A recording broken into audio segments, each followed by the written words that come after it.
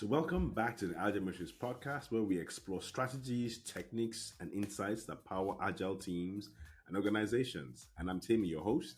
And if you caught our last episode, you know we're talking all about cross functional teams and why they are the backbone of effective Scrum. Now, I asked the question, then I asked, what if you can't fully form a cross functional team? What if your organizational structure enforces functional silo teams? What do you do? How do you make it work? Or is there anything you actually can do? Now, today, as I promised in the last episode, we're tackling this exact challenge. What do you do when forming a cross functional team isn't an option? So don't worry, I've got 3 game-changing strategies that will help you navigate this situation like a pro. You don't need a perfect team, you need the perfect approach. And here's how to make Scrum work even when you're missing key players. So, first thing I would say is minimize dependencies by owning more of the value stream. Now, if your team constantly waits on others to complete their work, look for ways to reduce these dependencies. A couple of things you could do. Maybe you could upskill your team so that they can rely less on external experts. Maybe you can push for automation to speed up testing and deployment. Maybe you can even redefine responsibilities so that key skills can then come into your team. What is your goal? To control more of the work from start to finish. So you're not at the mercy of another team's backlog, right? So if your team is waiting on another team to get things done, you are doing Scrum wrong, and here's how to fix it. Okay, so if you must work with external teams, this is another tip number 2. If you must work with external teams, try and work on building stronger collaboration models. Now, sometimes external dependencies are unavoidable, especially in this case we're talking about. So when we have this case, don't just accept the slow handoffs. Design better ways of working together, right? So you could maybe set up a joint planning session. Why? So they can align priorities early. You can use shared communication like Slack, Microsoft Teams, whatever you use, Zoom, whatever. And what you're trying to do is to eliminate communication gaps. Then also try to reduce the back and forth that goes between different teams by defining clear expectations around the handoffs. So that's a couple of things you can do. Then finally, now this is the best one that I would have. Look at Kanban. Look at the Kanban method. Look at Kanban techniques. They come to the rescue. How? Now, the interesting thing about Kanban is one of the Kanban chain management um, principles talks about starting from where you are. So, what am I saying? So, currently, you have a silo team. Now the question is, how can I wish I had a cross-functional team. I'm trying to reduce dependency between my team and that team and that team. I need to be able to ensure that we're as effective, efficient, and reliable as possible. So you have all these problems. Now, in for Scrum, one of the inherent assumptions that Scrum has is that you can form cross-functional teams on demand. Now, in reality, that is not always the case, right? Now, what am I saying? Dependencies don't have to slow you down. The secret, stop thinking of them as barriers and start treating them like partnerships, right? So, what am I saying I should do? The Kanban method says start from where you are now. So, what do you do?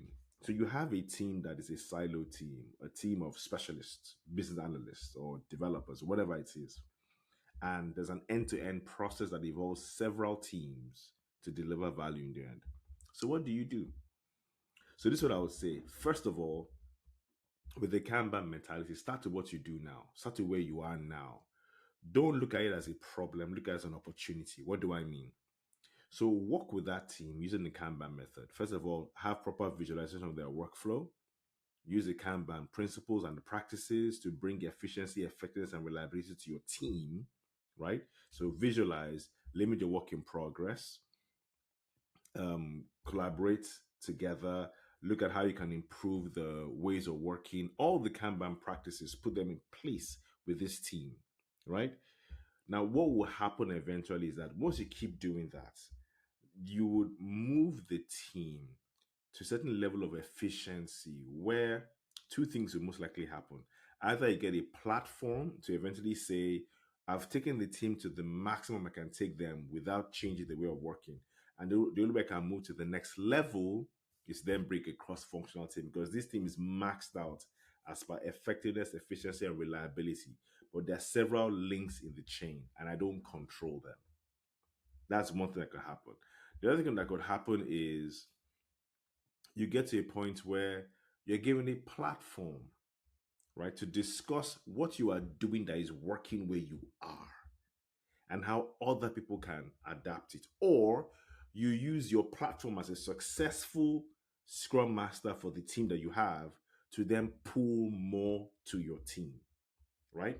And that's why I always say use the if you are stuck with silo teams, don't complain, don't, so here's the thing I have to realize.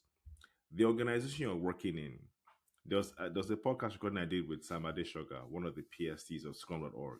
And he said something, said that you have to realize that the team or organization you are in have used the method that you met when you got there to keep the company running to a level of profitability and success. So it's not like they're foolish and don't know what to do. They just don't know much more to do. So you have to give respect to the fact that what they have is currently working. What they're talking about is going to take things to another level. So you have to give respect to what you meet and treat it accordingly. So you're not going to go there and give and create a fit and say I must have cross-functional teams today. No, it's to prove to them that there is more that can be done. And that's why I brought this point as the last point. Use the Kanban method, drive improvements, right? So what am I saying? Win and use your improvements or your winnings to drive improvements. Use the platform is created for you to then be able to help them redesign the way the teams are, right? That's the thing. Remember, with that organization, your idea is like a strange idea. Like people, they say something that if it ain't broke, why fix it? Why change it? So when you're saying, oh, this needs to change, they might be looking to themselves and thinking, what we currently have is working. Why should we change it? Right? So what am I saying? Prove to them that this method works. Drive success, drive improvements through your method, and then use the platform to pull, right? Now, what am I saying? Capture everything capturable. So capture your metrics, right? So if you can actually show to I'll give an example. So this particular thing that was delivered, it took 35 days to be delivered. But you can actually show that your team delivered its own part in 3 days or 4 days.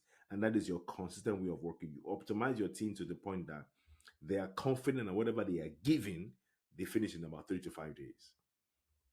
So you can then look at the whole value stream and go, okay, when my team is done with it, it's done in 5 days, but it takes about 30 more days. Now your team is already known as a winning, successful, efficient, effective, and reliable team. You can use that to say, hey, I can actually help the other team get better.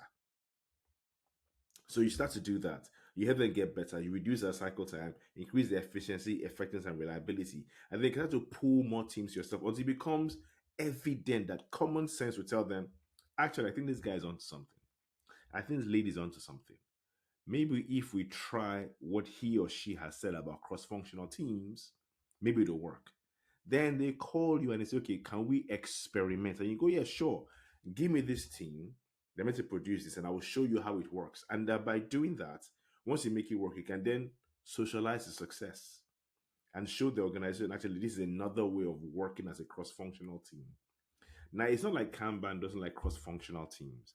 Kanban is very aware that you may not be able to get that immediately.